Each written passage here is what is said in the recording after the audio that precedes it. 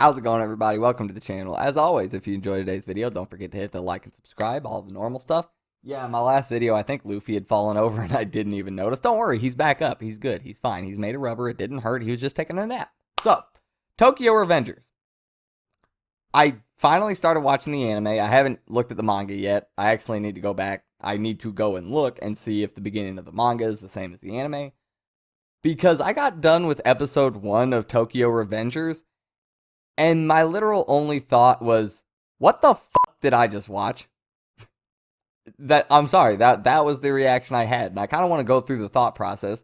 Don't worry, I am now currently at the end of episode 3, and I can officially say as soon as Mikey and Kenny walk onto the scene, the show immediately picks up like 2 to 3 notches. I'm just saying right there. Those two immediately have made the series so much more interesting. So, yeah, love those guys. Anyway, at the end of episode 1, I was sitting there, and I'm trying to just wrap my head around what I just watched. The premise of this show. I mean, I get it. It's basically just an isekai to the past, but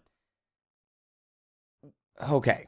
So, this guy used to be a delinquent in a gang in middle school, and he got away from all that, and that meant leaving his girlfriend behind as well. So he ran, and then he was a loser for like 12 years, and then that girl died, and he hadn't seen her in forever, but he kept thinking about her, because that was like the only one. It wasn't like the one that got away, it was like the only one. So, sorry Takemichi, it's not fun, I know you're like 27. That's okay, we're good.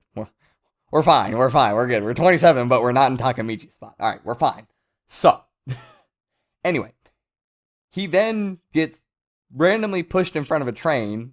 My first thought was, the person who pushed him in front of the train, like the dude whose car got keyed by those kids and then Takemichi had to run away? Like, was that did that guy like ended up like chasing him down like, this is for keying my car? And like, I'm just wondering. So I have no idea. Somebody pushes him in front of the train. He's about to die, and then all of a sudden he has time traveled 12 years into the past. And now he's doing all this stuff, and he ends up saving this kid from some bullies and figures out that that's the girl that died's brother. So he's like, bro, you need to protect her. So that changed that kid's past. So then that kid doesn't end up dying like he did in the future, because they both died in the original future, which is actually the present, technically. So then this kid shakes Takemichi's hand, and since he changed his destiny and is now alive instead of being dead, that handshake was like, all right, super weird time powers activate. And Takemichi went back to the present future, and now that dude's alive, and turns out now that dude's alive, he was the one that saved Takemichi's life. I think that was stated. Maybe not, I can't remember, doesn't matter. But now he's also Takemichi's link to the past, so now if Takemichi shakes his adult hand, super time powers activate again, and we go back to the past. And now we're gonna do this, we're gonna try and keep running through the gauntlets until we get a future where old girl is alive? Does anybody else understand why at the end of episode 1 I'm sitting here like, what the fuck did I just watch? I'm gonna say it right now, episode 1 does 0 favors for Tokyo Revengers. I don't understand how episode 1 of that show is supposed to make me want to watch more. Unless I'm just extremely invested in making sure that this girl that I have no prior attachment to at all ends up staying alive in the future. What are we doing here in episode 1? This is not the greatest opening to an anime I've ever seen. Now, like I said, I'm at the end of episode 3, and so far I'm much more invested. You don't really need to go far before you start seeing some enjoyable things here. But still, episode 1 is the opener. This is supposed to drag me in, make me want more. And it did basically none of that. it just made me think, wow, this is a really, really weird premise. Okay. So, yeah, I kept watching because I have prior notions of the type of things that go on in this series. I've heard it talked about in slight bits, not a lot. I haven't heard anybody talk about it in detail. I haven't looked up a lot about it, but in passing, I've heard things, and I've heard good things, and I've heard fun things. So, yeah, I have a preconceived notion that makes me want to push forward. That preconceived notion is what made me watch episode 2 and 3. However, I believe in episode 2 was the moment. No, it was episode 3 because I watched it while I was at work. Okay.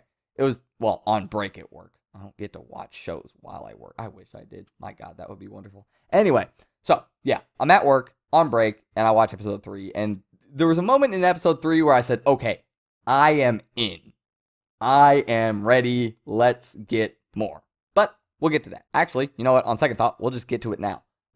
The moment where Takemichi is taking the fight against, oh God, I can't even remember his name. The original boss guy, the guy that was running the fights. It was the guy that was running the fights. Takemichi steps up to him and was like, nah, we ain't gonna have the two of them fight. Y'all wanna see me fight him. So dude stands up and he's beating the crap out of him. And Takemichi is absolutely bloodied and battered and everything. And you get the shading over the top half of his face and just that big old smile like, no, I'm not done yet. That moment right there is when Tokyo Revengers finally made me go, okay, I'm in. I want to see more. I don't need these preconceived notions of the series to keep pushing me forward at this point. At this point, he showed me something I liked, that I enjoyed, and you know what? He showed Mikey something he liked and enjoyed too. So yeah, that act right there was what got Takemichi further, and that act right there is what got me further into it. That was good. Getting up to that point, it wasn't really that interesting or fun. I'm not gonna lie. Like, they did a good job of making me more interested with Takemichi and Hinata. They make her obviously a very likable person, so you want to see her survive in the end. So that is a way to drag you in as well. But I'm not as much on touchy-feely. All that is fine, but no, episode 1 did basically nothing for me at all.